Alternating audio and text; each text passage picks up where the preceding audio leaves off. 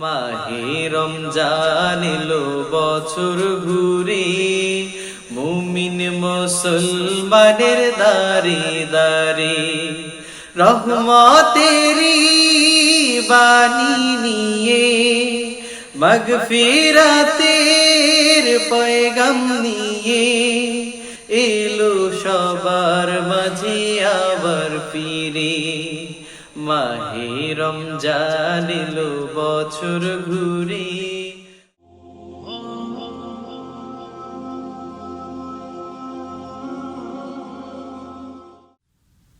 أعوذ بالله من الشيطان الرجيم.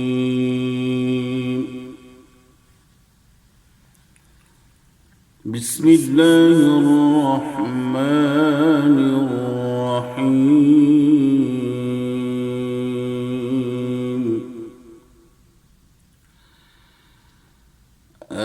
آمن الرسول بما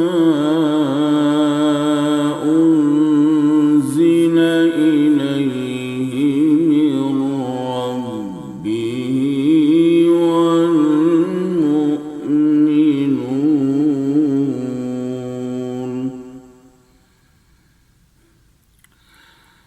كل آمن بالله وملائكته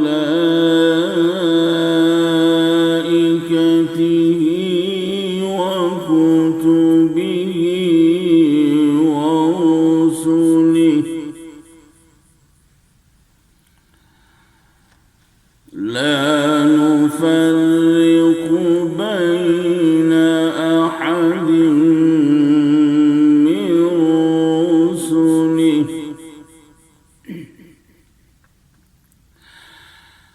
كل آمن بالله وملائكته وكتبه ورسله لا نفرق بين أحد من رسله وقالوا سمعنا وأطعنا غفرانك ربنا وإليك المصير. صدق الله العظيم.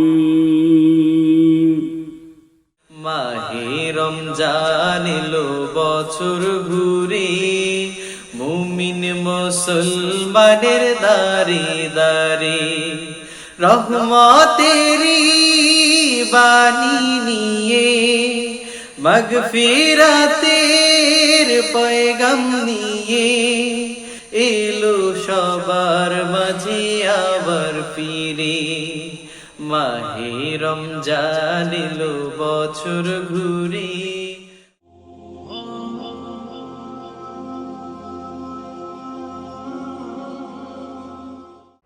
আসসালামু আলাইকুম ওয়া রাহমাতুল্লাহি ওয়া বারাকাতুহু। নাহমাদুহু ওয়া নুসাল্লি আলা রাসূলিহিল কারীম, আম্মা বা'দ।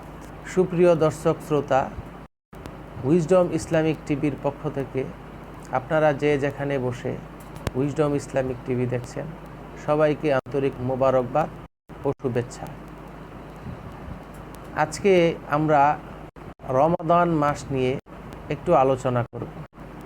সেটা হলো আল্লাহর প্রত্যেকটি মাসই আল্লাহর সৃষ্টি। আরবি মাসের মধ্যে গণনার দিক থেকে 10ম মাসটি হলো রমাদান মাস।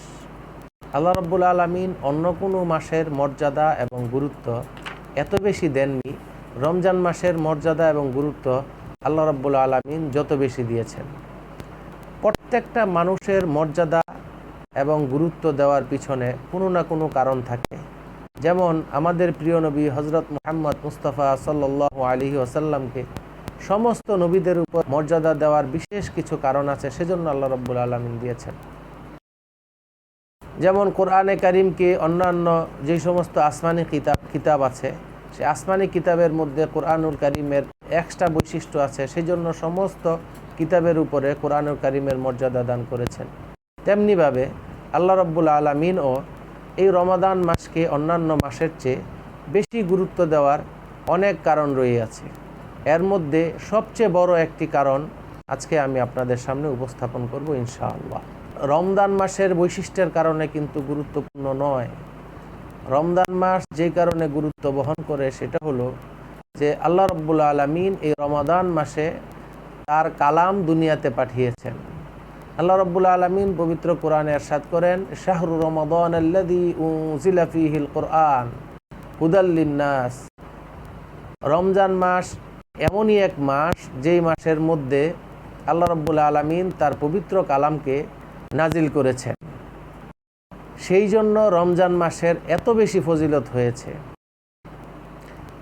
যেমন আমরা একটা উদাহরণে বলতে পারি, শেখ সাদি রহমতুল্লাহি আলাই একদিন রাস্তা দিয়ে হেঁটে যাচ্ছিলেন, তখন তাকে এক লোক কাদা ছুঁড়েছিল।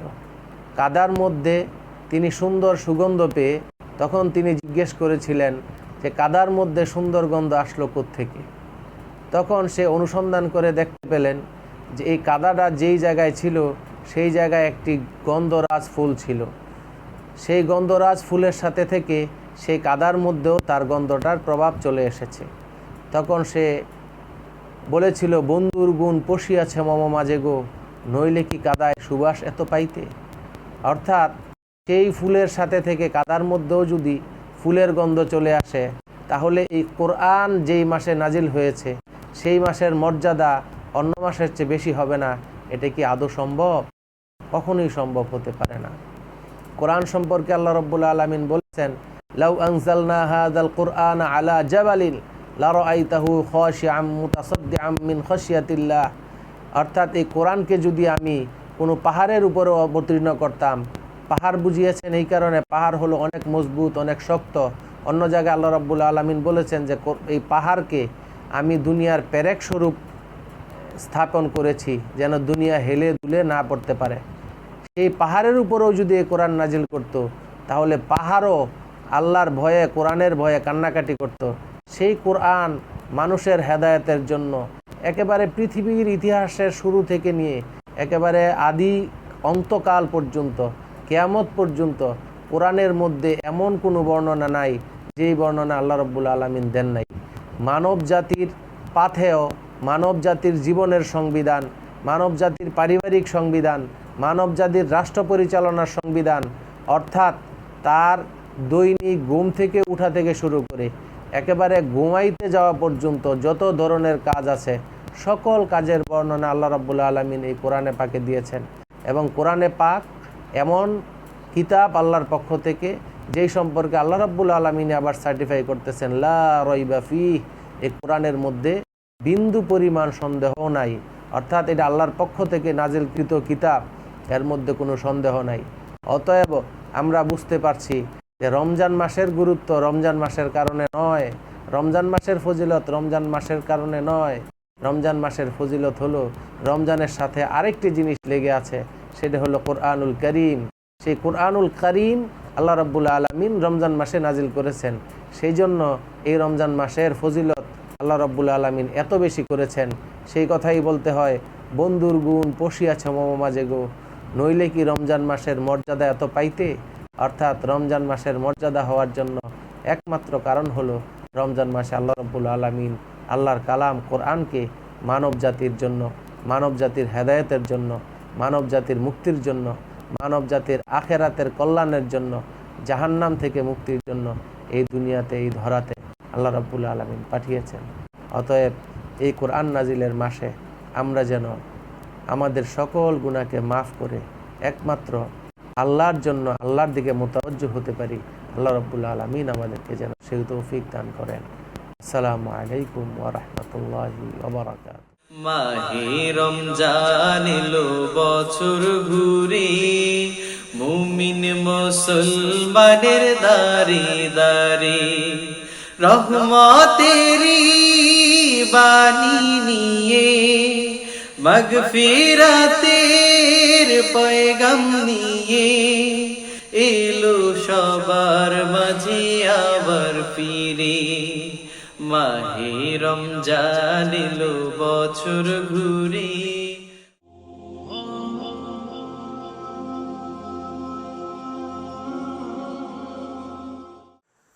ওই চাঁদের আলো আজ লাগে না ভালো, ওই চাঁদের আলো আজ লাগে না ভালো, কেন জানি না। তুমি ছাড়াই সুন্দর পৃথিবী মানে না খোদা, তুমি ছাড়াই সুন্দর পৃথিবী মানে না। পৃথিবীর এত রূপ রঙ্গ সেও তো হয়ে যাবে ভঙ্গ।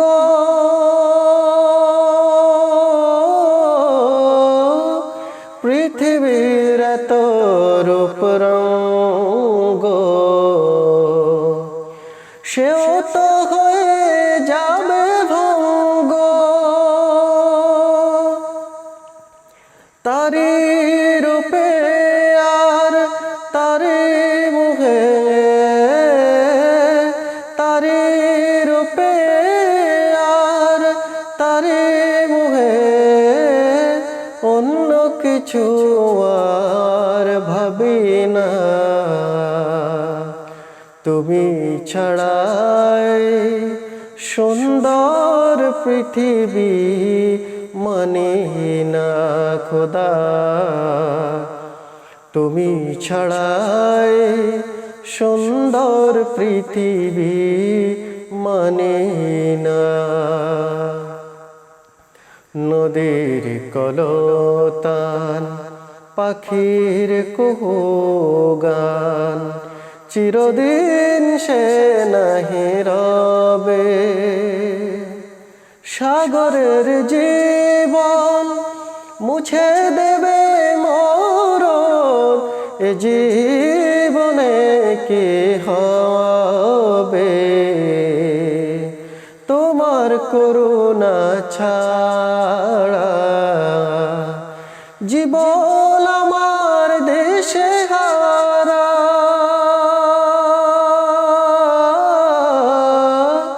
তোমার করুণা ছাড়া জীবন আমার দেশে হারা। তোমার রহম আর তোমার করম ছাড়া, তোমার রহম আর তোমার করম ছাড়া তাই তো আজ আর ভাবি না। তুমি ছাড়াই সুন্দর পৃথিবী মানে না খোদা, তুমি ছাড়াই সুন্দর পৃথিবী মানে না। ওই চাঁদের আলো আজ লাগে না ভালো, ওই চাঁদের আলো আজ লাগে না ভালো, কেন জানি না। তুমি ছাড়াই সুন্দর পৃথিবী মানে না খোদা, তুমি ছাড়াই সুন্দর পৃথিবী মানে না। মাহে রমজান এলো বছর ঘুরে, মুমিন মুসলমানের দারে দারে রহমতেরি বাণী নিয়ে, মাগফিরাতের পয়গাম নিয়ে এলো সবার মাঝে আবার ফিরে। মাহে রমজান এলো বছর ঘুরে।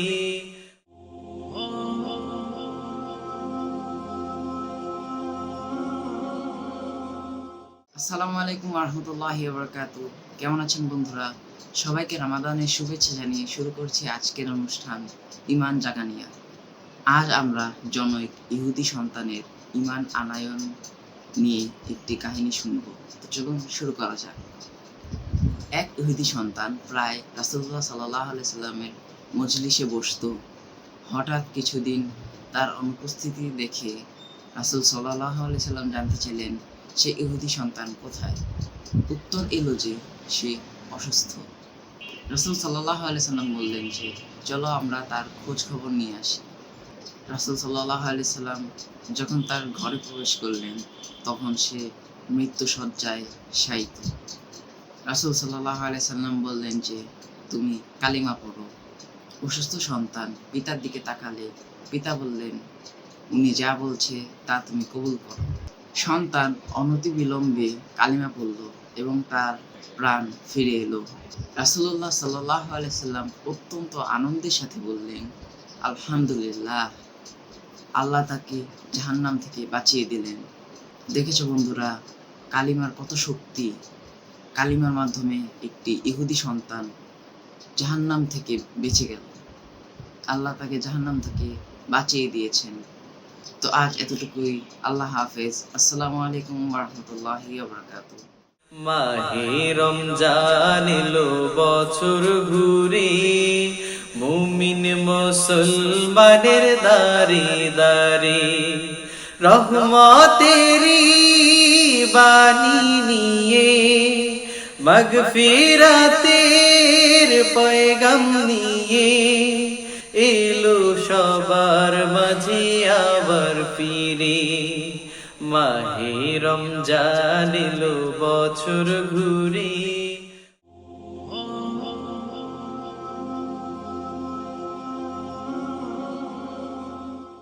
اللهم أنت السلام ومنك السلام، تباركت يا ذا الجلال والإكرام. ربنا ظلمنا أنفسنا وإن لم تغفر لنا وترحمنا لنكونن من الخاسرين. ربنا آتنا في الدنيا حسنة وفي الآخرة حسنة وقنا عذاب النار.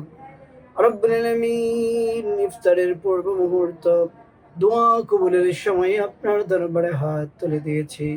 আয় আল্লাহ তাআলা, ক্ষমা চাই আমাদের তামাম জীবনের গুনাহগুলোকে আপনি মাফ করে দিন। রব্বুল আলামিন, আমাদের সিয়াম, আমাদের কিয়াম, আমাদের যত আমল করছি সকল আমলগুলোকে কবুল আর মঞ্জুর করে নিন। আয় আল্লাহ তাআলা, আমাদের এই আমলগুলোকে জড়িয়ে করে আমাদের মধ্য থেকে যারা অন্ধকার কবরে শায়িত, রব্বুল আলামিন সকলের কবরগুলোকে জান্নাতুল ফিরদাউস বানিয়ে দিন। আয় আল্লাহ তাআলা, বিশেষ করে যাদের আব্বা আম্মা দুনিয়ার নেই, আয় আল্লাহ তাআলা তাদের আব্বা আম্মার কবরটাকে জান্নাতুল ফিরদাউস বানিয়ে দিন। আয় আল্লাহ তাআলা, আমাদের যার যে সমস্যা রয়েছে সকলের সকল সমস্যা দূর করে দিন। রব্বুল আলামিন, যাদের পরিবারে অশান্তি রয়েছে পরিবারের শান্তি আপনি দিয়ে দিন। আয় আল্লাহ তাআলা, যাদের অভাব রয়েছে অভাব দূর করে দিন। রব্বুল আলামিন, আমাদের জন্য দুনিয়া এবং আখিরাতকে আপনি সহজ করে দিন। আয় আল্লাহ তাআলা, জানি না কোন দিন মৃত্যুর রাত চলে আসে। রব্বুল আলামিন, মৃত্যু আসার পূর্বে একবার হলেও আপনার ঘর জিয়ারত করার তৌফিক আমাদেরকে নসিব করে দিন। আপনার প্রিয় হাবিবের উপরে দুরূদ এবং সালাম যেন প্রেরণ করতে পারি সেই তৌফিক আমাদেরকে দান করে দিন। আল্লাহ রব্বুল আলামিন, জানি না কোন দিন মৃত্যুর ডাক চলে আসে। আয় আল্লাহ তাআলা, যেদিন মৃত্যুর ডাক আসবে ঈমানের সাথে আমাদের অন্তর এবং জবানে জারি করে দিন কালিমা লা ইলাহা ইল্লাল্লাহু মুহাম্মাদুর রাসূলুল্লাহ। মাহে রমজান এলো বছর ঘুরে, মুমিন মুসলমানের দাঁড়ে দাঁড়ে রহমতেরি বাণী নিয়ে মাগফিরাতের পয়গাম নিয়ে এলো সবার মাঝে আবার ফিরে। মাহে রমজান এলো বছর ঘুরে।